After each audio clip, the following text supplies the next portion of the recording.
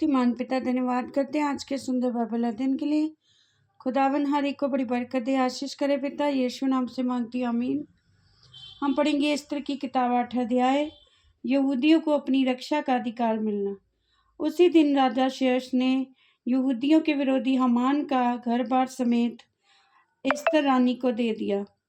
Mordecai राजा के सामने आया, क्योंकि एस्तर ने राजा को बताया था कि उससे उसका क्या नाता था। तब राजा ने अपनी वह अंगूठी जो उसने हामान से ले ली थी उतार कर मोर्दके को दे दी। एस्तर ने मोर्दके को हामान के घर बार पर अधिकारी नियुक्त कर दिया। फिर एस्तर दूसरी बार राजा से बोली और उसके पांव पर गिर आंसू बहा बहाकर उससे गिड़गिड़ाकर विनती की कि अगागी हामान की बुराई और यहूदियों की हानि की उसकी युक्ति निष्फल की जाए। तब राजा ने एस्तर की ओर सोने का राजदंड बढ़ाया।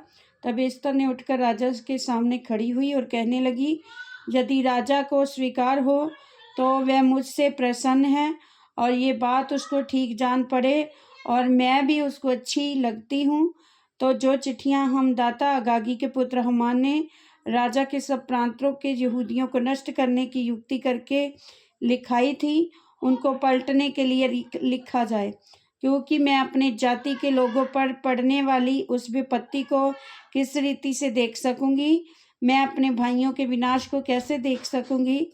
तब राजा शेष ने एस्तर रानी से और मोर्दके यहूदी से कहा, मैं हामान का घर बार तो एस्तर को दे चुका हूँ और वह फांसी के खंभे पर लटका दिया गया है, इसलिए कि उसने यहूदियों पर हाथ उठाया था। अतः तुम अपनी समझ के अनुसार राजा के नाम से यहूदियों के नाम पर लिखो और राजा की अंगूठी की छाप भी लगाओ, क्योंकि जो चिट्ठी राजा के नाम से लिखी जाए उस पर उसकी अंगूठी की छाप लगाई जाए, उसको कोई भी पलट नहीं सकता। उसी समय अर्थात सिवान नामक तीसरे महीने के 23वें दिन को राजा के लेखक बुलवाए गए और जिस जिस बात की आज्ञा मोर्दके ने उन्हें दी थी और उसे यहूदियों और अधिपतियों और हिंदुस्तान से लेकर कूश तक जो 127 प्रांत हैं, उन सबों के अधिपतियों और हाकिमों को एक एक प्रांत के अक्षरों में और एक एक देश के लोगों की भाषा में और यहूदियों को उनके अक्षरों और उनकी भाषा में लिखी गई।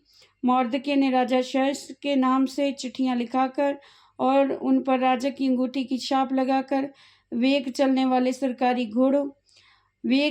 वाले सरकारी घोड़ों और खच्चरों, ऊँटों और सांडनियों पर सवार हरकारों को भेज दी।